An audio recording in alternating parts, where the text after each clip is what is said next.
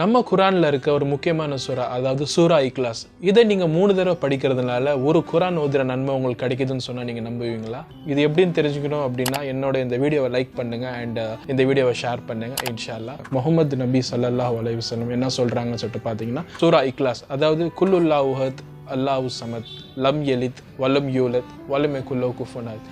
இது நீங்கள் 3 தடவை படிக்கிறதுனால ஒரு குரான் ஓதுற நன்மை உங்களுக்கு கிடைக்கும். அதாவது நீங்கள் இதை ஒரு டைம் படிக்கிறதுனால 1/3 ஆஃப் த குரானை முடிக்கிற நன்மை கிடைக்குது.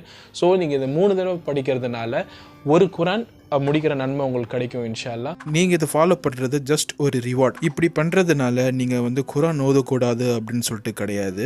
குரான் ஓத தெரிஞ்சவங்க குரான் ஓதி தான் ஆகணும்.